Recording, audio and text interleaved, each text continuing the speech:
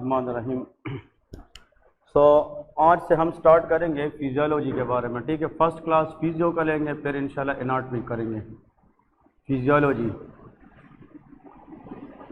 Okay जी, हर एक चीज़ आप लोगों ने प्रॉपर नोट्स बनवाने हैं। जो जो चीज़ मैं आप लोगों को नोट्स में लिखूंगा वही आप लोगों ने अपने कॉपी या रजिस्टर में लिखना है, ठीक है। ये हम वो बेसिक्स पढ़ेंगे जो आप लोगों को यूनिवर्सिटी में भी पढ़ाएंगे इंशाल्लाह, और इससे आप लोगों के बहुत सारी चीज़ें कवर भी हो जाएगी, ठीक है। तो फिजियोलॉजी के अंदर हम सबसे पहले स्टार्ट करते हैं, what is the definition of physiology. पहले तो लिखे कि फिजियोलॉजी की डेफिनेशन क्या है, फिर इसके अंदर हम इसकी ब्रांचेस पढ़ेंगे, ठीक है। तो लिखे the branch of medical science, the branch of medical science, medical science in which we study about the normal function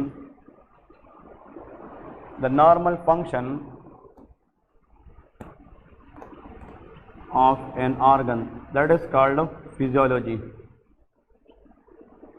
पहले तो आप लोगों को यह पता होना चाहिए कि फिजियोलॉजी का मतलब है क्या चीज़। Actually, physiology is nothing but it is the branch of science where we study about the normal function of an organ। आप लोग अगर किसी को ये भी कहेंगे कि किसी भी ऑर्गन के बारे में नॉर्मल जानना, इसको क्या कहते हैं? फिजियोलॉजी कहते हैं।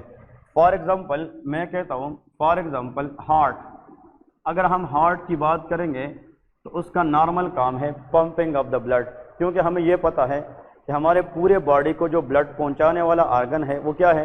वो हार्ट है। तो फॉर एग्जांपल हार्ट का काम पंपिंग है, देखिए पंपिंग ऑफ ब्लड है। एक्चुअली अगर ये हमने डिस्कस किया, for example another organ lungs की बात करते हैं, तो लंग्स का काम मेन क्या है? रिस्पायरेशन है। इसका मतलब यह है कि ऑक्सीजन इन करना, कार्बन डाइऑक्साइड बाहर निकालना। This function is known as respiration. Respiration is also known as breathing. इसको क्या कहते हैं? ब्रीदिंग कहते हैं। फेफड़ों का काम रिस्पायरेशन है, दिल का काम पंपिंग है। इसका मतलब डिफरेंट। किडनी का काम फिल्ट्रेशन है, यूरिन बनाना है, ब्लड को फिल्टर करना है। तो इन सब ऑर्गन्स के बारे में नॉर्मल जानना, इस पूरे सब्जेक्ट को हम क्या कहते हैं? फिजियोलॉजी कहते हैं, ठीक है जी। तो अगर आप लोग को फिजियोलॉजी समझ में आ गई, मैंने आप लोगों को कल बताया था, अगर मैं कहता हूँ कि हार्ट का काम नॉर्मल ब्लड को पंप करना है, लेकिन अगर हार्ट पंप ना करें तो फिर हार्ट क्या है? फेल है। इसको हार्ट अटैक कहते हैं, तो उस पैथोलॉजी बन जाती है। तो अगर हम फिजियोलॉजी को अप डाउन करेंगे तो उससे क्या बन जाती है? पैथोलॉजी। तो हमें स्ट्रिक्ट रहना है कि किसी ऑर्गन के बारे में कि उसका नॉर्मल फंक्शन क्या है, उसको हम फिजियोलॉजी कहते हैं, ठीक है जी। अब इसमें जो फिजियोलॉजी के अंदर हम स्टार्ट करेंगे दैट इज कॉल्ड साइटोलॉजी। जो बिल्कुल हम सिरे से स्टार्ट करेंगे that is known as cytology. Actually जो साइटो का वर्ड है, cyto mean cell, logy mean study. The study of cell is known as of cytology. तो यहाँ पे लिखे the study of cell is known as cytology. कि cell के बारे में स्टडी को हम क्या कहते हैं? साइटोलॉजी कहते हैं। अब इस साइटोलॉजी के अंदर आप लोगों ने कुछ चीज़ें याद रखनी है। देखिए बहुत आसान कंसेप्ट हैं। अगर फॉर एग्जांपल ये एक सेल है, दिस इज़ अनदर सेल, या फॉर एग्जांपल ये एक सेल की बात करो, for example this is one of the cell, और सेल के अंदर जो सेंटर में राउंडेड पार्ट होता है that is known as nucleus. इसको क्या कहते हैं? न्यूक्लियस कहते हैं। अब इस तरह एक डायग्राम ड्रा करते हैं, वो भी एक सेल बनाते हैं और उसमें न्यूक्लियस होता है। दिस इज़ अनदर सेल और इसमें भी अपना न्यूक्लियस है, दिस इज सेल न्यूक्लियस। अब देखें एक्चुअली अगर आप लोगों को ये कहे कि अगर हम एक सेल को लेते हैं, एक सेल को, और उसके बारे में नॉर्मल स्टडी करते हैं तो उसका नाम क्या है? साइटोलॉजी है। तो एक सेल को डिस्कस करना और उसके बारे में जानना that is known as of cytology. लेकिन अब ये एक से ज़्यादा सेल हैं लेकिन एक जैसे हैं, तो ग्रुप ऑफ ये डिफरेंट सेल है कि सिमिलर है? सिमिलर सेल मतलब बिल्कुल एक जैसे सेल है लेकिन एक से ज़्यादा है। और अगर हम एक से ज़्यादा सेल को इकट्ठा करें इसको हम टिश्यूज़ कहते हैं। क्या कहते हैं? टिश्यूज़। तो ये भी एग्जाम में आता है फर्स्ट ईयर के अंदर कि अगर हम एक सेल को स्टडी करें तो उसका नाम क्या है, साइटोलॉजी है। लेकिन अगर हम एक जैसे ज़्यादा सेल को डिस्कस करेंगे तो उसको क्या कहते हैं, टिश्यू। और स्टडी ऑफ टिश्यूज़ को हम क्या कहते हैं, हिस्टोलॉजी कहते हैं। क्या कहते हैं, हिस्टोलॉजी कहते हैं। तो फिर हम आगे हिस्टोलॉजी एज अ सब्जेक्ट पढ़ेंगे कि हिस्टोलॉजी क्या है। हिस्टोलॉजी के अंदर हम टिश्यूज़ के बारे में डिस्कस करते हैं कि फिर यहाँ पे टिश्यूज़ कौन कौन से हैं, नर्वस टिश्यू क्या है, मसल टिश्यूज़ क्या है, या कार्डियक टिश्यूज़ क्या है, कनेक्टिव टिश्यूज़ क्या है, ये हम सारे के सारे डिस्कस करेंगे। लेकिन आप लोगों ने एक चीज़ याद रखनी है, एक सेल को साइटोलॉजीज में डिस्कस करते हैं, ज़्यादा सेल को एक जैसे टिश्यूज़ कहते हैं, और टिश्यूज़ की स्टडी को हम हिस्टोलॉजी कहते हैं। ये बहुत इंपॉर्टेंट है। अब आते हैं, हम स्टिक रहते हैं कि सेल की स्टडी क्या है, that is known as cytology. अब जब हम सेल की बात करेंगे तो पहले हेडिंग दे दें कि what is meant by cell, कि सेल क्या है। पहले हम सेल को जानेंगे और फिर इसके अंदर जो कंपोजिशन है उसको डिस्कस करेंगे। तो लेके the basic structural and functional unit of life, the basic structural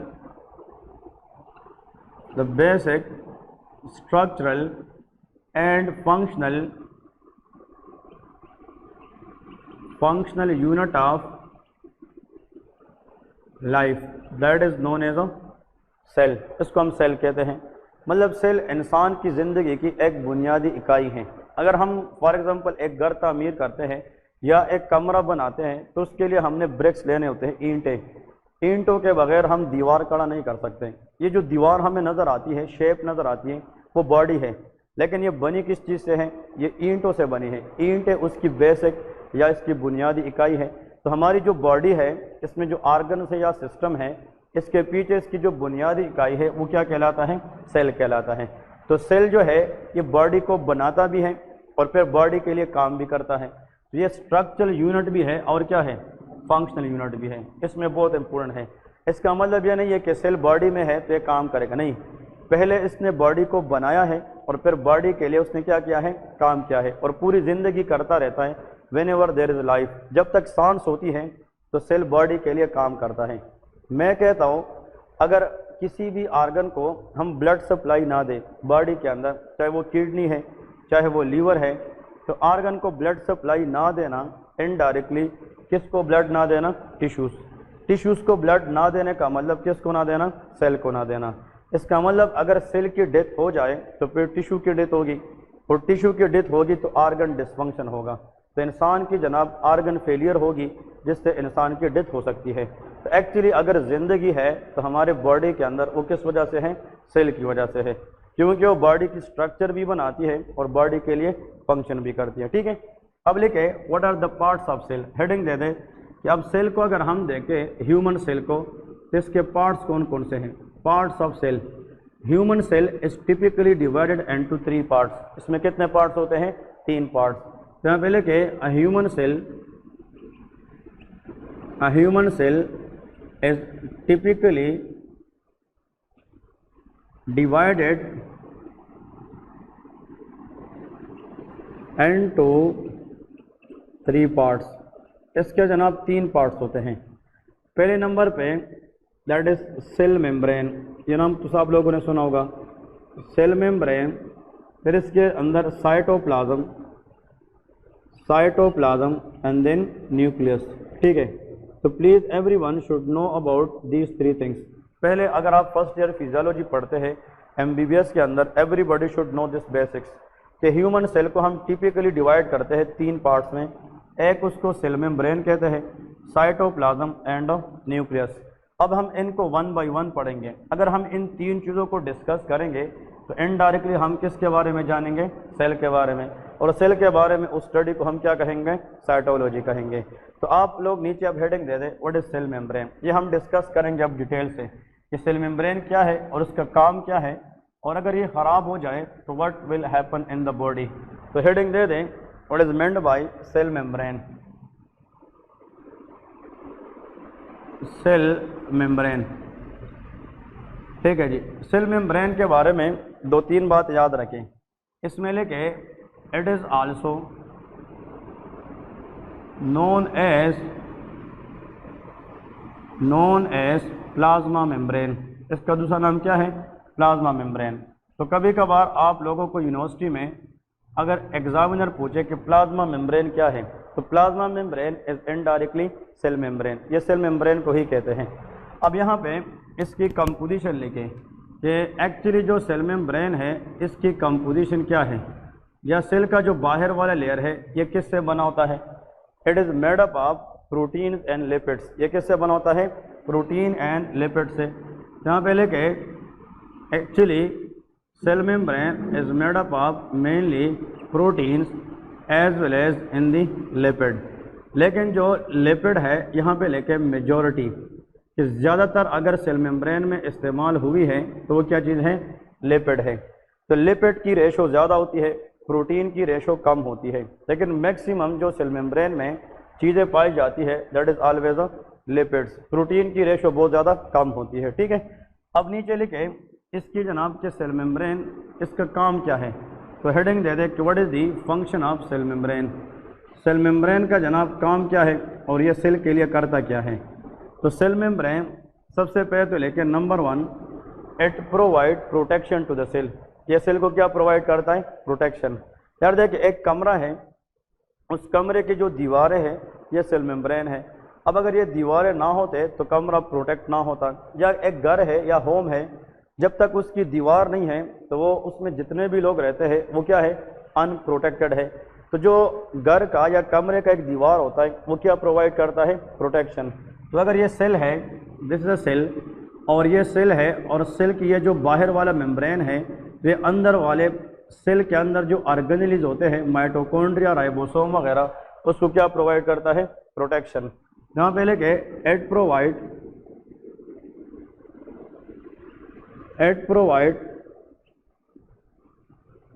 protection to the cell organelles, मतलब सेल के अंदर जो ऑर्गेनेल्स पाए जाते हैं like mitochondria, ribosome etcetera, we will discuss that, उन ऑर्गेनेल्स को ये प्रोवाइड करता है protection, number 1 point. Number 2 point, it maintain shape of cell, ये सेल की जनाब शेप को मेंटेन करती हैं। It maintain shape of cell, मतलब अगर हम किसी सेल को देखते हैं तो हर एक सेल का अपना एक शेप होता है, उस शेप को मेंटेन करने वाला बंदा वो क्या होता है, सेल मेम्ब्रेन होता है। अगर ये सेल मेम्ब्रेन ना होता तो हमें ये नहीं पता चलता कि इस सेल की शेप क्या है। तो इस सेल की खास शेप को मेंटेन करने का काम कौन करता है, सेल मेम्ब्रेन करता है। इसका बेस्ट एग्जांपल मैं आप लोगों को बताता हूँ। देखें यहाँ पे आप लोगों को एग्जाम के अंदर ये MCQs क्वेश्चन भी आ सकता है, ठीक है, एग्जाम क्वेश्चन है। यहाँ पे याद रखें, आप लोगों से ये पूछेगा कि अगर ऐसा सेल जो बॉडी के अंदर हमें इस तरह नज़र आ रहा हो, that is called by concave shape. कौन सा, बाई, यहाँ पे भी केव है और यहाँ पे भी केविटी है। अब सवाल ये है, एक्चुअली इसमें जो मेन पॉइंट है वो ये है कि यहाँ पे ये जो RBC है, this called red blood cell. कौन सा है, रेड ब्लड सेल। ब्लड के अंदर डिफरेंट टाइप्स के सेल्स होते हैं, RBC, WBC एंड प्लेटलेट्स। अब यहाँ पे अगर आप ब्लड के अंदर से हम किस सेल को देखना चाहें, RBC, तो RBC न कि हमें स्फेरिकल नज़र आती है, न हमें राउंडेड नज़र आती है, वो हमें इस तरह नज़र आती है। इसका मतलब यह है इसका जो दरमियान वाला पार्ट है ये स्ट्रेट है या यहाँ पे कर्व है, ये कर्व है, इसको हम कनकेविटी कहते हैं। क्या कहते हैं, कनकेविटी। तो इसकी एक साइड पे केविटी है कि दोनों साइड पे, दोनों साइड पे। तो ये MCQs फिजियोलॉजी में आता है कि जो RBC है ये दोनों साइड से कनकेव होता है, इसलिए इसका नाम क्या है, बाई कनकेव। बाई का मतलब होता है दो, केव मीन अंदर की तरफ, कि जो RBC है ये ऐसा सेल है ये दोनों साइड से अंदर की तरफ गई होती है, that is called by concave. ये नॉर्मल है कि एबनॉर्मल है, ये नॉर्मल है। फॉर एग्जांपल अगर RBC को हम ब्लड में देखेंगे और हमें कोई कहे कि आपका RBC के शेप में है, by concave, that is normal, ये RBC का क्या है, नॉर्मल है। लेकिन इधर देखें, फॉर एग्जांपल अगर RBC हमें कोई ब्लड में दिखाए और उसका शेप ऐसे बन गया हो, देखें, तो अब ये नॉर्मल है कि एबनॉर्मल, एबनॉर्मल है, वेरी गुड। और इस राउंडेड शेप RBC को हम स्फेरिकल RBC कहते हैं। क्या कहते हैं, spherical RBC, that is called spherical RBC। अब देखिए यहाँ पे एक चीज़ आप लोगों ने याद रखनी है which is very important. Actually देखिए नेचर ने, अल्लाह ने RBC को बाई कनकेव पैदा क्यों किया है, इसलिए ताकि ये स्मॉल कैपिलरीज के अंदर से आसानी से पास हो सके। कैपिलरी मीन छोटे छोटे इस तरह वेसल्स होते हैं, आर्टरीज होते हैं, वेन्स होती है और कैपिलरीज। तो जब हम ब्लड की फ्लो देखते हैं तो ये आरबीसी वेन से जब आर्टरी की तरफ जाएगी तो वह कैपिलरी से पास होगी, और कैपिलरीज लार्जर होती है कि स्मॉल होती है? स्मॉल होती है। उन स्मॉलर कैपिलरी से ये बाइकनकेव आरबीसी आसानी से पास हो सकती है, लेकिन अगर आरबीसी इस तरह बन जाए तो ये कैपिलरी से पास नहीं हो सकती। बात समझ गए क्या नहीं? अब सवाल ये है यार आरबीसी हमें ब्लड के अंदर किस शेप में नज़र आती है? बाइकनकेव। हम कहते हैं कि इसका शेप बाइकनकेव होगा तो हम एक्सेप्ट करेंगे कि ये नॉर्मल आरबीसी है, लेकिन इसकी जो बाइकनकेव शेप है उसको किसी ने तो मेंटेन किया है कि नहीं, और जिसने ये मेंटेन किया है ये इस सेल का क्या होता है? सेल मेम्ब्रेन होता है। अब समझ गए क्या नहीं? तो आप लोगों से अगर कोई ये सवाल पूछे कि what is the function of cell membrane in a cell, number 1 provide protection to cell organelles, number 2 it maintain the shape of a cell. For example RBC which is biconcave in shape, अगर इसका cell membrane खराब हो जाए तो फिर इसका biconcave shape नहीं रहेगा, फिर ये क्या बन जाएगा? स्फेरिकल बन जाएगा, और जब स्फेरिकल आरबीसी हो तो फिर काम का नहीं होगा। आप लोग को एक चीज़ यहाँ से और क्लियर करता हूँ जो फिजियोलॉजी के अंदर बहुत इंपॉर्टेंट है। क्या बस इस आरबीसी के ऊपर एचबी का नाम सुने कि नहीं? That is called haemoglobin. क्या होते हैं? हीमोग्लोबिन। अब देखें, a good student should know कि अगर इस बाइकनकेव आरबीसी को हम देखें तो ये यहाँ से स्टार्ट होता है और यहाँ पे आकर ख़त्म होता है, ऐसा है कि नहीं? लेकिन इस आरबीसी को देखें तो यहाँ से स्टार्ट होता है और यहाँ पे ख़त्म हो जाता है। तो इस आरबीसी की जो सरफेस एरिया है वो क्या है? ज़्यादा है, और इसकी सरफेस एरिया कम है। तो अल्लाह ने आरबीसी को बाइकनकेव शेप इसलिए भी दिया है, जितना सरफेस एरिया, जितना ज़्यादा जगह होगा उतना हीमोग्लोबिन क्या होंगे? ज़्यादा होंगे। तो ऑक्सीजन कैरी करने की एबिलिटी क्या होगी? ज़्यादा होगी। तो हमारे बॉडी को मसला नहीं होगा, क्योंकि हमारी जो बॉडी है, हमारी जो जिस्म है वो ऑक्सीजन पे पलती है। अगर ऑक्सीजन है तो हम जिंदा है, अगर ऑक्सीजन नहीं है तो हमारी डेथ हो जाएगी। इसका मतलब यह है इंसान को किसी जगह पे बंद करे और उसमें वेंटिलेशन नहीं हो, इसमें कोई खिड़की वगैरह ना हो, इंसान की सांस रुक जाती है, क्योंकि हमें कंटिन्यूसली हर सेकंड के अंदर क्या चाहिए? ऑक्सीजन चाहिए। बात समझ रहे क्या नहीं? तो कहने का मतलब यह है जब हम ऑक्सीजन लेते हैं, हाँ जी, anyone can tell me, ये ऑक्सीजन सबसे पहले किस में जाती है? लंग्स में जाती है, फिर लंग्स के बाद ऑक्सीजन ब्लड में जाती है, और ब्लड फिर पूरी बॉडी को देती है। अब पूरी बॉडी को लंग्स से ऑक्सीजन देना ये हीमोग्लोबिन का काम होता है। तो हम कहते हैं कि haemoglobin can carry oxygen from the lungs to all part of the body, including brain, including kidney, including liver, every part of the body. तो oxygen is essential for the life. हमारी ज़िंदगी के लिए इम्पोर्टेंट चीज़ क्या है? Oxygen है। तो जितना HB ज़्यादा होगा, ऑक्सीजन कैरिंग कैपेसिटी क्या होगी? ज़्यादा होगी, एंड और health will be good health. लेकिन अगर आरबीसी की सेल मेम्ब्रेन खराब हो जाए और वो बाइकनकेव से किस पे रिप्लेस हो जाए? स्फेरिकल पे, तो उस पर हीमोग्लोबिन ज़्यादा आएगी कि कम आएगी? तो ऑक्सीजन कैरिंग कैपेसिटी कम होगी, इंसान को सांस की तकलीफ होगी, डिस्पनिया होगा, डिफ़िकल्टी एंड ब्रीदिंग होगी, शॉर्टनेस ऑफ ब्रेथ होगा, और चेस्ट पेन वगैरह आएगा। तो ये सारी चीज़ें फिर हमें तब समझ आती है जब हम डिजीज़ पढ़ेंगे, if you know the physiology. तो देखिए, cell membrane is important or not? Very important. Cell membrane एक लेयर सिर्फ नहीं है कि जस्ट सेल में एक लेयर है, ये ऐसा लेयर है कि बाहर से अनवांटेड चीज़ों को अंदर भी जा नहीं देती ताकि सेल डैमेज भी ना हो, और सेल को एक खास शेप प्रोवाइड करती है। और जिस शेप में अल्लाह ने सेल पैदा किया है उसके पीछे कुछ ना कुछ लॉजिक ज़रूर है। लाइक बाइकनकेव शेप का सरफेस एरिया ज़्यादा है तो नंबर ऑफ हीमोग्लोबिन ज़्यादा होंगे, तो ऑक्सीजन कैरिंग कैपेसिटी भी ज़्यादा होगी। ठीक है जी। वे सारा का सारा शेप मेंटेनेंस कौन करता है? सेल मेम्ब्रेन करता है। थर्ड फंक्शन लेके, शाबाश, थर्ड फंक्शन में लेके, it is a semi permeable membrane. ये जो सेल मेम्ब्रेन होता है ये क्या होता है? It is semi permeable membrane. अभी मैं आप लोगों को परमिएबल, मैं आप लोगों को एक चांस देता हूँ, देखें कि आप लोग इसमें कुछ ना कुछ ऐड करें। Anyone in the class can tell me कि सेमी परमिएबल का मतलब क्या होता है? शाबाश, आप लोगों में से, हाँ, इस रो में से, व्हाट इज सेमी परमिएबल? हाँ, excellent, this is the answer, very good. देखें, सेमी का मतलब है हाफ, सेमी मीन हाफ। हम कहते हैं ना क्रिकेट में सेमी फाइनल, ठीक है ना, कि अभी फाइनल नहीं है, एक मैच से दूर है फाइनल, सेमी फाइनल है। Semi mean half. परमिएबल का मतलब इजाज़त दे रहा। इसका मतलब यह है, ये सेल मेम्ब्रेन है, देखिए दिस सेल मेम्ब्रेन। अब यहाँ पे जनाब anything which is inside the cell is called intracellular environment. इसको क्या कहते हैं? Intracellular. और ये क्या है? एक्स्ट्रा सेलुलर है। मैं कहता हूँ फॉर एग्जांपल बाहर से जनाब सेल के अंदर किसने जाना होता है? H2O, that is called water. मैं कहता हूँ यार बाहर से ग्लूकोज होते हैं और ग्लूकोज भी चाहती है कि मैं सेल को अंदर चली जाऊँ, लेकिन बॉडी के अंदर बाहर से एक अनवांटेड सब्सटेंस है जिसको हम क्या कहते हैं? टॉक्सिन्स कहते हैं। अब ये तीनों चीज़ें चाहती है कि हम बाहर से किस में चले जाए? सेल के अंदर चले जाए। अब this is good for the cell or not? That is very good for the cell, क्योंकि सेल के अंदर 70 to 80% क्या होता है? वाटर होता है। फिर ग्लूकोज इज एनर्जी, तो ग्लूकोज भी गुड है, लेकिन toxin is not good for the cell. अगर ये सेल में चली जाती तो ये सेल का डीएनए डैमेज कर सकता है कि नहीं? और अगर सेल की डीएनए डैमेज हो जाए तो फिर सेल सर्वाइव नहीं कर सकती। तो कहने का मतलब यह है कि इन तीनों में से सेलेक्ट करना कि कोज किसने अंदर जाना है और किसने नहीं जाना है, ये डिसीजन कौन करता है? सेल मेम्ब्रेन करता है।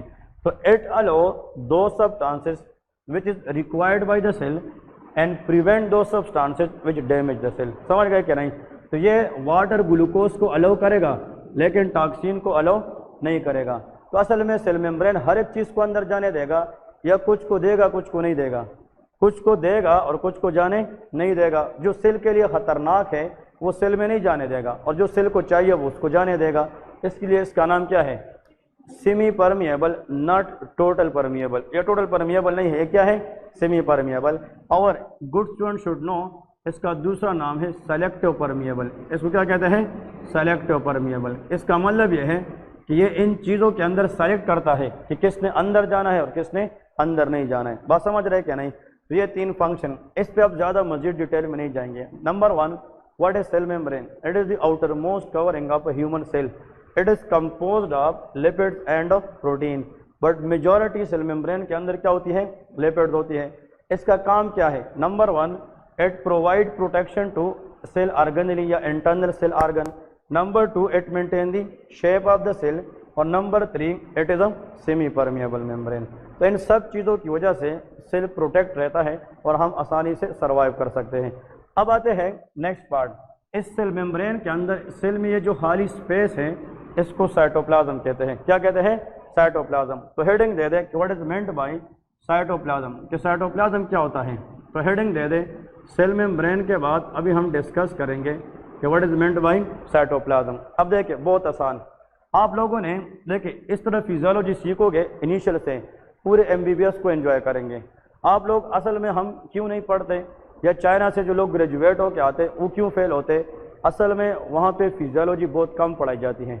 अगर आप लोगों को फिजियोलॉजी समझ में आ गई तो पैथोलॉजी आपको बहुत आसान होगी, क्योंकि डिजीज़ आपको तब समझ आती है जब आप उस चीज़ के बारे में नॉर्मल चीज़ें समझते हैं, और नॉर्मल फंक्शन क्या है? फिजियोलॉजी है। तो मेरे हिसाब से जो स्टूडेंट, जो भी बंदा फिजियोलॉजी पे ज़्यादा मेहनत करेगा that will be a brilliant doctor in the future. ठीक है, तो कोशिश करें फिजियोलॉजी को ज़्यादा टाइम दे दें। क्लियर है? ओके, अब साइटोप्लाज्म की तरफ आते। शाबाश। साइटोप्लाज्म का मतलब ये है, ये क्या है? सेल मेम्ब्रेन, और ये क्या है? न्यूक्लियस। ये क्या है? न्यूक्लियस। आप लोग मुझे ये बताएं, ये जो सेल मेम्ब्रेन है और ये न्यूक्लियस है, इसके दरमियान ये स्पेस नजर आ रही है कि नहीं? इस स्पेस को हम साइटोप्लाज्म कहते हैं। तो हेडिंग लिखे the space between cell membrane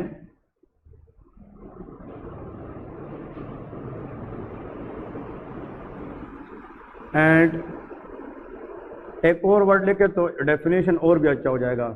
nucleus की बजाय लेके न्यूक्लियर मेम्ब्रेन। क्या लिखना है? Nuclear membrane. अब देखें ये जो पिक्चर सबको नजर आ रही है सेल है, और सेल के अंदर ये क्या है?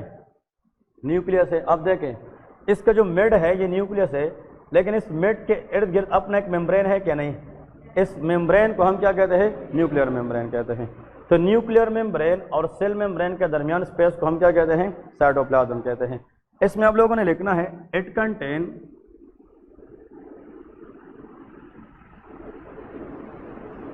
Different cell organelles. इसके अंदर जनाब डिफरेंट क्या होते हैं? सेल ऑर्गेनेलिस होते हैं। ठीक है, विच प्रोवाइड या which do different function for दी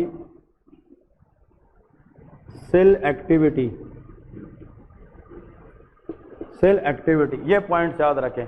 कहने का मतलब यह है कि जो साइटोप्लाज्म है इसके अंदर डिफरेंट ऑर्गेनेलीज होते हैं और वही ऑर्गेनेलीज फिर उस सेल के लिए डिफरेंट क्या करते हैं, काम करते हैं, एक्टिविटीज करते हैं। अब आते हैं उन एक्टिविटीज की तरफ।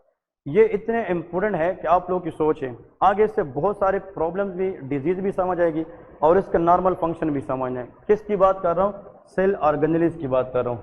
और जितने भी सेल ऑर्गेनेलीज हैं वो किसके अंदर पड़े होते हैं, साइटोप्लाज्म के अंदर। अब पहले ऑर्गेनेलीज का हेडिंग दे दे माइटोकॉन्ड्रिया। क्या है, माइटोकॉन्ड्रिया, ये नाम सुना है क्या नहीं? तो mitochondria is a cell organelle present inside the cytoplasm of the cell. तो हेडिंग दे दे कि व्हाट इज माइटोकॉन्ड्रिया, शाबाश। अब हम ये डिस्कस करेंगे कि माइटोकॉन्ड्रिया क्या है और माइटोकॉन्ड्रिया का फंक्शन क्या होता है। तो लेके और फर्स्ट ईयर में जब आप लोग यूनिवर्सिटी जाते हैं और फर्स्ट ईयर के एग्जाम्स में सेमेस्टर का जो एग्जाम होता है स्पेशली चाइना में, उसमें माइटोकॉन्ड्रिया के बारे में 1 या 2 MCQs हर जगह आते हैं। क्योंकि माइटोकॉन्ड्रिया एक ऐसा ऑर्गेनेली है जिसके बगैर सेल अपने लिए एनर्जी भी पैदा नहीं कर सकती। मैंने कहा कि अगर जिंदगी है तो सेल है और अगर सेल है तो माइटोकॉन्ड्रिया है। तो माइटोकॉन्ड्रिया अगर डैमेज हो जाए तो फिर सेल जो है अपने लिए एनर्जी पैदा नहीं कर सकेगी। तो सेल डैमेज हो सकता है क्या नहीं? सेल डैमेज होगा तो बॉडी की पूरी जिंदगी डैमेज हो सकती है। तो mitochondria should not be ignored in the exam. तो आप लोग माइटोकॉन्ड्रिया पे ज़्यादा डिस्कशन सुन लें कि व्हाट इज़ माइटोकॉन्ड्रिया। तो हेडिंग दे दें कि माइटोकॉन्ड्रिया का मतलब क्या है। माइटोकॉन्ड्रिया, इसको ऊपर लेके IMP, this is a very very important topic. और अगर किसी ने इन फ्यूचर यूनिवर्सिटी में जाना है उसमें आप लोगों को सवाल इस तरह आएगा कि name the cell organelles. Cell organelles के सिर्फ क्या लेके, नाम लेके and write short note on mitochondria. तो जो चीज़ हम यहाँ पे लिखेंगे आप लोग एग्जाम में वही लिखेंगे। माइटोकॉन्ड्रिया क्या है उस पर शॉर्ट नोट लिखें, वो मैं अभी आप लोगों को थ्योरी बताने लगा हूँ, ठीक है। तो माइटोकॉन्ड्रिया के अंदर सबसे पहले लिखें it is a double layered membrane organelles. Mitochondria double layer से बना होता है, किससे, डबल लेयर। यहाँ पे लिखे it is a double membrane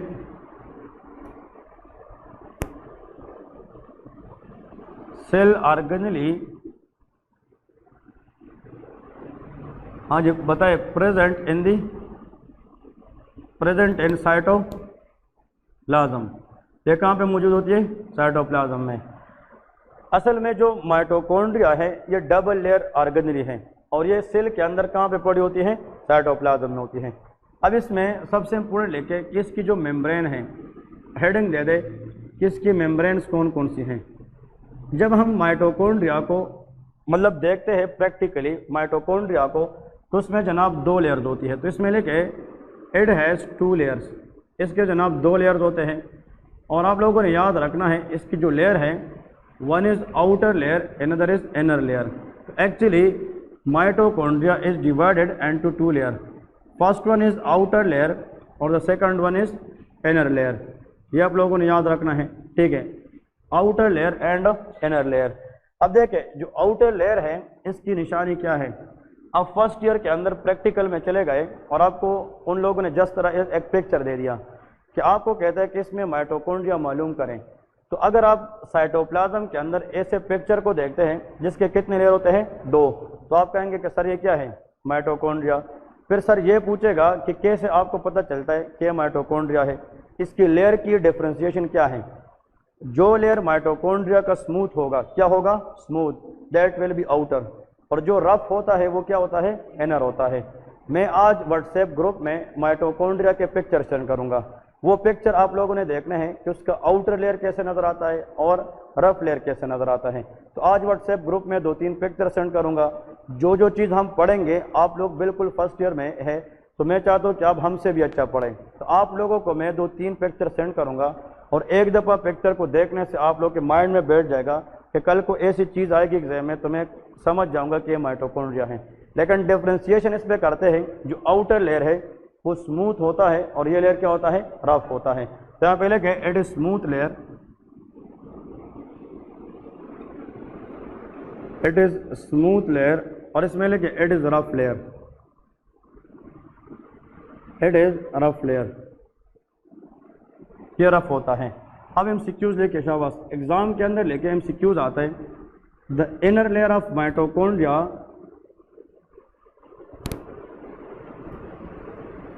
the inner layer of mitochondria has folding. इसके अंदर क्या होती है?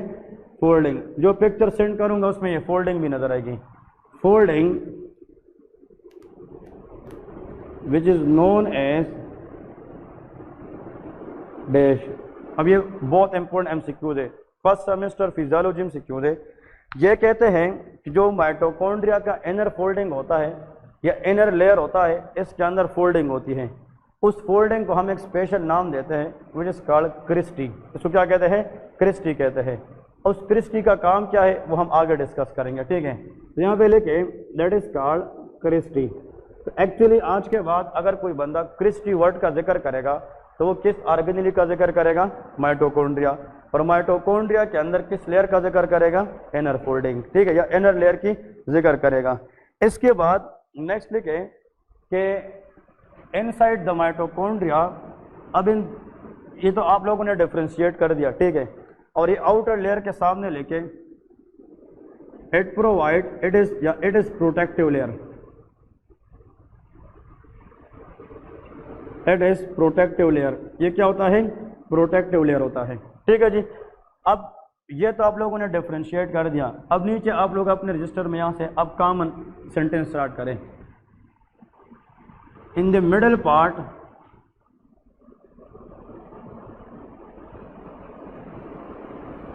Part of mitochondria there is fluid known as dash.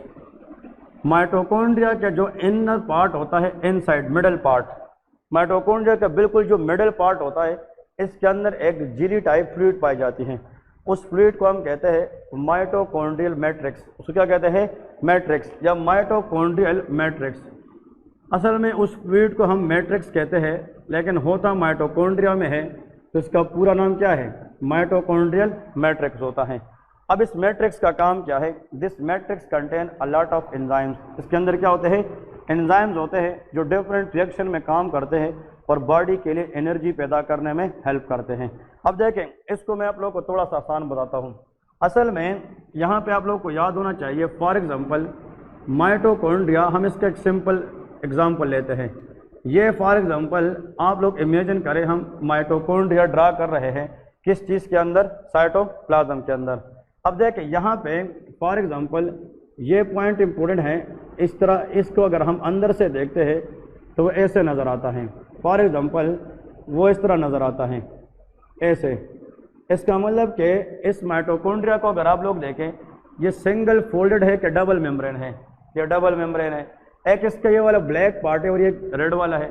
तो पहला क्वेश्चन तो है it is a double membrane cell organelles, number 1 point, ठीक है जी। इसका जो बाहर वाला लेयर है ये रफ है कि स्मूथ है? Very good. और इसके अंदर जनाब फोल्डिंग है कि नहीं? ये रफ है। ये क्या है? रफ। फिर इस रफ के अंदर ये फोल्डिंग नज़र आ रही है कि नहीं? ये जो फोल्डिंग हुई है इसके अंदर, इन एक एक को हम क्या कहते हैं? क्रिस्टी कहते हैं। आप समझ गए कि नहीं? इसको हम क्रिस्टी कहते हैं। देखें एक्चुअली ये जो है इसको लेबल करें, that is the outer layer and that is always smooth.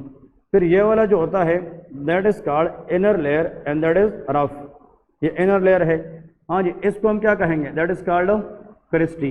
ये क्या होता है? क्रिस्टी। अब जो माइटोकॉन्ड्रिया का ये वाला पार्ट होता है, this is the which part of mitochondria? Middle part. इस मिडल पार्ट के अंदर हमारे पास फ्लूइड होते हैं और उन फ्लूइड के अंदर एंजाइम्स होते हैं। क्या होते हैं? Enzyme. And these fluid are called mitochondrial matrix. इसको मैट्रिक्स कहा जाता है। इसका मतलब यह है कि हमारे पास, ये आप लोगों ने याद रखना है, इसको हम माइटोकॉन्ड्रियल मैट्रिक्स कहते हैं। इस पे क्वेश्चन आता है, ठीक है जी। तो ये माइटोकॉन्ड्रिया हमें सेल में इस तरह नजर आती है कि आउटर मेम्ब्रेन स्मूथ होगा, इनर मेम्ब्रेन रफ होगा और इनर मेम्ब्रेन के अंदर फोल्डिंग होगी जिसको हम क्या कहेंगे? क्रिस्टी। और उस क्रिस्टी के साथ मिडल पार्ट में फ्लूइड होगा जिसको हम माइटोकॉन्ड्रियल मैट्रिक्स कहते हैं। अब लिखे माइटोकॉन्ड्रिया के बारे में आप लोगों को पार्ट समझ आ गए, इसकी कंपोजिशन समझ आ गई और इसके जनाब हमारे पास ये 4-5 चीज़ें। अब लेके फंक्शंस क्या है कि ये सेल के लिए करता क्या है। चलिए कि what is the function of mitochondria, heading दे दें कि mitochondria do what for the cell. चलिए कि functions of mitochondria,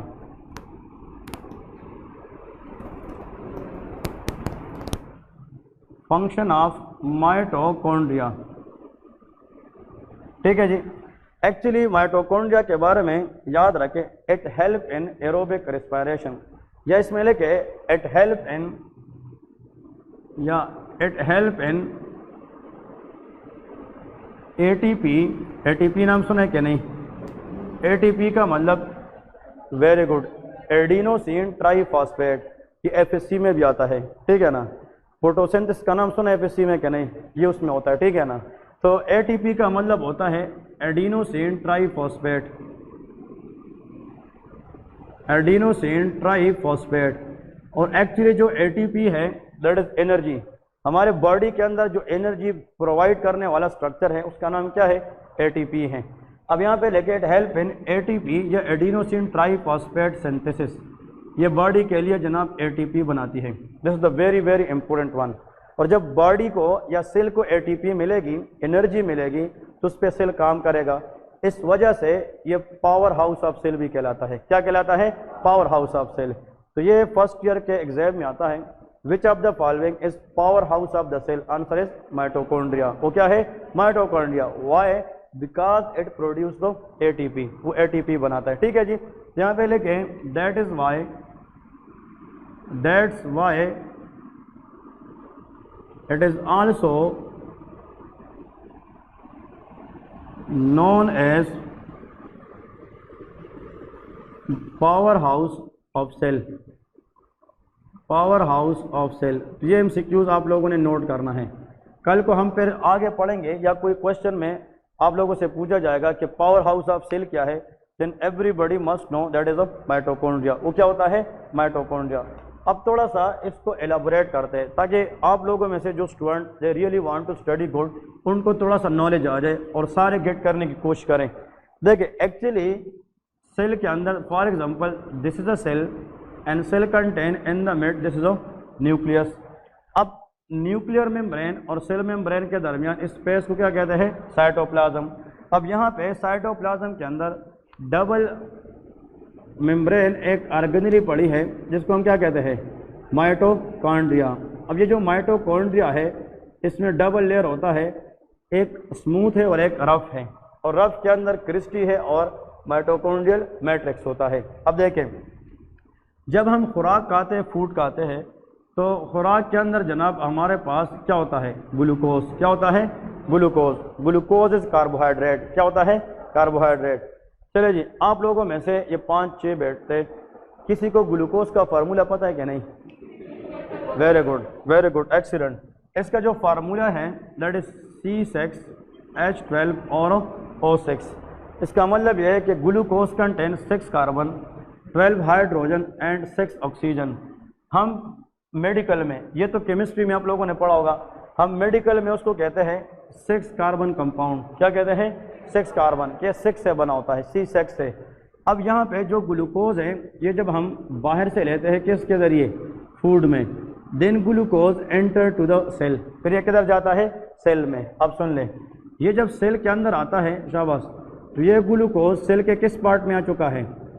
very good, cytoplasm में। ये साइटोप्लाज्म में है। फिर साइटोप्लाज्म के अंदर कुछ एंजाइम्स होते हैं और वो इस ग्लूकोज मॉलिक्यूल को तोड़ते हैं और इससे एक स्ट्रक्चर बनाता है that is called pyruvic acid. क्या बनाता है? Pyruvic acid. अब सुन ले, जब ग्लूकोज फूड के जरिए सेल में आता है तो सेल के अंदर कहाँ पे? साइटोप्लाज्म में इस ग्लूकोज को तोड़ा जाता है और इससे क्या निकल आता है? Pyruvic acid. तो ऐसा प्रोसेस, इस डॉट्स का मतलब यह है कि इसमें ज़्यादा स्टेप्स इन्वॉल्व होते हैं, ये हम पढ़ेंगे आगे। लेकिन ऐसा प्रोसेस जिसमें ग्लूकोज मॉलिक्यूल को हम ब्रेक करें और किस में कन्वर्ट करें? Pyruvic acid. इसको हम ग्लाइकोलिसिस कहते हैं। क्या कहते हैं? ग्लाइकोलिसिस। ये भी सेकंड ईयर में होता है, ठीक है ना, दैट इज कॉल्ड ग्लाइकोलिसिस, ठीक है। अब ग्लाइकोलिसिस के अंदर ग्लूकोज की ब्रेक डाउन होती है। ग्लाइको मीन ग्लूकोज, लाइसिस का मतलब क्या है? Break down. तो break down of glucose into pyruvic acid is called glycolysis. अब इस पायरुविक एसिड से ये पायरुविक एसिड आगे जाएगा और ये हिस्सा लेगा क्रेब्स साइकिल का नाम सुना है, ये क्रेब्स साइकिल में हिस्सा लेगा और क्रेब्स साइकिल के अंदर जो चीज़ बनेगी वो आगे हिस्सा लेगी इलेक्ट्रॉन ट्रांसपोर्ट चेन के अंदर ETC। तो देखें ऐसा रिएक्शन या ऐसा प्रोसेस जिसमें तीन चीज़ें हो जाए, कौन कौन सी? Glycolysis, Krebs cycle and electron transport chain. इन तीनों को इकट्ठा हम कहते हैं एरोबिक रेस्पिरेशन। क्या कहते हैं? Aerobic respiration. मतलब वो रेस्पिरेशन जो ऑक्सीजन की मौजूदगी में हो जाए उसको क्या कहते हैं? Aerobic respiration. अब इधर फोकस करें, शाबाश। ग्लूकोज कहाँ पे ब्रेक हुआ था? माइटोकॉन्ड्रिया में कि साइटोप्लाज्म में? Very good. तो ये अपना एक MCQ है। ये लोग 5 साल पढ़ के भी गलत करते हैं कि समवन आस्क यू कि where is glycolysis occur in the cell, answer is cytoplasm. Glycolysis cell के कहाँ पे होता है? साइटोप्लाज्म में। और आज हमारा पहला दिन है, सेल पढ़ रहे हैं, तो उसके अंदर हमने साइटोप्लाज्म पढ़ा है कि नहीं? तो कल को आपसे कोई ये पूछे कि सेल के अंदर ग्लूकोज की ब्रेक डाउन किस पार्ट में होती है? Answer is cytoplasm. फिर जब ग्लूकोज की ब्रेक डाउन होगी तो क्या बनेगी? Pyruvic acid.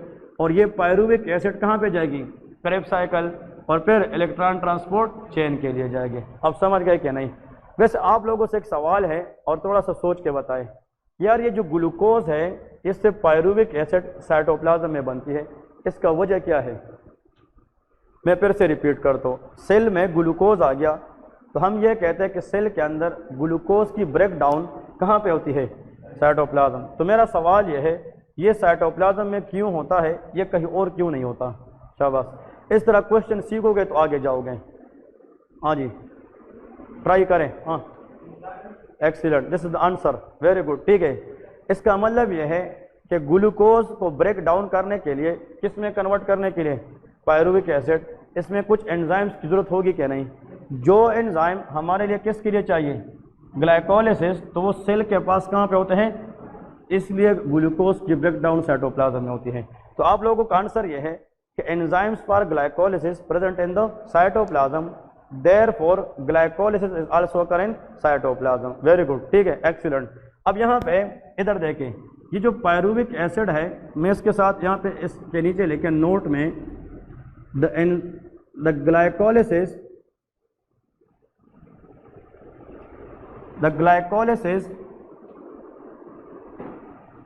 occur in cytoplasm because its enzyme are present there,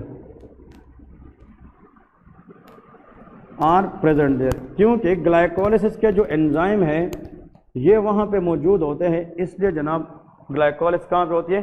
cytoplasm में। एक चीज़ नोट करें ना, इस क्लास में मैं तकरीबन कुछ 4 साल पढ़ा चुका हूँ एकेडमीज़ के अंदर। एकेडमीज़ वाला ये चीज़ें नहीं पढ़ा, आप लोगों को यूनिवर्सिटी वाली चीज़ें पढ़ा रहा हूँ। एकेडमी में हम इतना डिप्थ में नहीं जाते, बस आगे जाते हैं। लेकिन आप लोगों को मैं वो चीज़ पढ़ाऊँगा इंशाल्लाह जो यूनिवर्सिटी भी नहीं पढ़ाएगी। अगर आप लोग इस तरह ये चीज़ सीखोगे ना, ये मैं 3-4 बुक की कम्बिनेशन बता रहा हूँ। आप लोगों को कोई कहेगा फलाना बुक ले ले, ये ले ले, लेकिन बुक लेना आसान है, बुक पढ़ना मुश्किल काम है। तो अगर आप लोग इस तरह की चीज़ें नोट करोगे तो इंशाल्लाह आप यूनिवर्सिटी में 6 महीने के बाद बुक ना पढ़ेंगे तो आप लोग मुझे बताना, लेकिन पहले तो पता होना चाहिए कि हम पढ़ क्या रहे हैं, समझ रहे कि नहीं। तो आप लोगों का जो लेवल है ये बिल्कुल बेसिक है। आप लोगों को मैं बिल्कुल सेपरेट एकेडमी से हट के कुछ चीज़ें पढ़ा रहा हूँ जो आप लोग का राइट है, हक है। और मैं चाहता हूँ कि कल को आप लोग यूनिवर्सिटी जाएँ और जो चीज़ आप इस बोर्ड से सीखेंगे और वहाँ पे आप लोग के काम आएंगे, तो तब आप लोग को खुशी होगी कि यार हमें किसी ने पढ़ाया था, ठीक है ना। तो कहने का मतलब these things are very different from the academy. मैंने एकेडमी में चीज़ें पढ़ाई है, लेकिन उन लोगों को बहुत कम पढ़ाई है, क्योंकि एकेडमी में जो लोग आते हैं या वो 3rd ईयर 4th ईयर के होते हैं, तो हम कहते हैं उस लोगों ने कुछ ना कुछ पढ़ा होगा, और आप लोगों ने कुछ नहीं पढ़ा है। तो मैं चाहता हूँ कि आप लोग को एक एक चीज़ पढ़ाओ, ठीक है ना। तो आप लोगों का काम क्या है? हर एक चीज़ नोट कर लेना है, ठीक है। ओके जी। अब जब ग्लाइकोलिसिस के एंड में क्या बनेगी? Pyruvic acid. तो इसमें फिर किस में हिस्सा लेना है? और फिर इलेक्ट्रॉन। तो इन दोनों के लिए भी कुछ एंजाइम तो चाहिए कि नहीं। अब क्रेब्स साइकिल और इलेक्ट्रॉन ट्रांसपोर्ट चेन के लिए जो एंजाइम चाहिए, ये सेल के साथ कहाँ पे होती है? माइटोकॉन्ड्रिया में होती है। इसका मतलब यह है कि ग्लाइकोलिसिस साइटोप्लाज्म में हो सकता है, लेकिन क्रेब्स साइकिल और इलेक्ट्रॉन ट्रांसपोर्ट चेन साइटोप्लाज्म में नहीं हो सकता। वो साइटोप्लाज्म के अंदर किस में होगा? माइटोकॉन्ड्रिया। आंसर वही है कि इन दोनों के एंजाइम किसके पास है, माइटोकॉन्ड्रिया के पास है। अब समझ गए कि नहीं।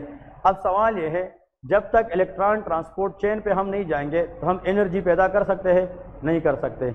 अगर ग्लूकोज मॉलिक्यूल पायरुविक एसिड बनाए और पायरुविक इन दोनों से गुजर जाए तो इलेक्ट्रॉन ट्रांसपोर्ट चेन के अंदर एट द एंड हमें क्या मिलेगी, एटीपी मिलेगी। क्या मिलेगी, एंड दैट इज एनर्जी। अब ये एटीपी तब बनेगी जब ग्लूकोज किस में हिस्सा लेगी, इलेक्ट्रॉन ट्रांसपोर्ट। और इलेक्ट्रॉन ट्रांसपोर्ट सिर्फ कहाँ पे होता है, तो mitochondria help in the generation of ATP, क्योंकि इसके अंदर क्या होता है, इलेक्ट्रॉन ट्रांसपोर्ट चेन, इसलिए हमने लिखा it help in ATP synthesis. क्योंकि माइटोकॉन्ड्रिया के अंदर क्रेब्स साइकिल भी होता है और इलेक्ट्रॉन ट्रांसपोर्ट चेन भी होता है, और इस एटीपी बनाने की वजह से इसको हम क्या कहते हैं, पावर हाउस ऑफ सेल कहते हैं। ठीक है जी। अब लास्ट में एक क्वेश्चन लेके जो एग्जाम में आता है, एमसीक्यूज क्वेश्चन के वेट सेल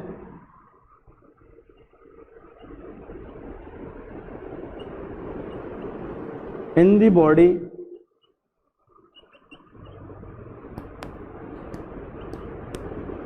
lack माइटोकॉन्ड्रिया। शाबाश। बॉडी के अंदर ऐसे सेल का नाम बताए जिसके साथ अपना माइटोकॉन्ड्रिया नहीं होता, that is RBC, red blood cell. कौन सा सेल, रेड ब्लड सेल। ये बहुत इंपॉर्टेंट है। RBC is also known as red blood cell. अब सवाल ये बनता है कि आरबीसी के पास माइटोकॉन्ड्रिया नहीं है तो उसमें न क्रेब्स साइकिल होगी न इलेक्ट्रॉन ट्रांसपोर्ट चेन होगी, तो वो फिर एटीपी कैसे बनाएगी, उसका तरीका अलग है, वो हम आने वाले क्लास में पढ़ेंगे। लेकिन एग्जाम में याद रखें कि the only RBC is the cell do not have mitochondria. और हर सेल के अंदर इसके क्या होता है, हर सेल के अंदर न्यूक्लियस होता है, लेकिन आरबीसी में न्यूक्लियस भी नहीं होती। जब आरबीसी बनती है तो इमेच्योर होती है। क्या होती है, इमेच्योर। तो बाद में वो क्या हो जाती है, मैच्योर। इमेच्योर आरबीसी में न्यूक्लियस होता है, लेकिन मैच्योर आरबीसी में न्यूक्लियस नहीं होती। तो ये दोनों एमसीक्यूज आप लोगों से लोग पूछ सकते हैं कि ऐसे सेल का नाम बताएं जिसमें न न्यूक्लियस होता है और न क्या होता है, शाबाश, न न्यूक्लियस होता है न माइटोकॉन्ड्रिया। तो उसका आंसर क्या है, आरबीसी है। ठीक है, ब्रेक करें फिर नेक्स्ट लेक्चर ले रहे। शाबाश। समझ गए चीज़ें कि नहीं। ये इंपॉर्टेंट है, आज से हमने स्टार्ट ली है और इंशाल्लाह कल ऑर्गेनेल्स की तरफ और बढ़ेंगे। कल के टारगेट में ये हमारा होगा कोशिश कि सारे ऑर्गेनेल्स खत्म करें। ठीक है जी।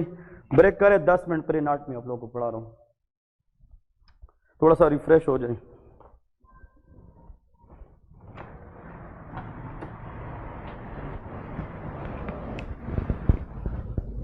ये मसला क्या रहा यार, लाइट का 1000 मरतबा तो आई गई है।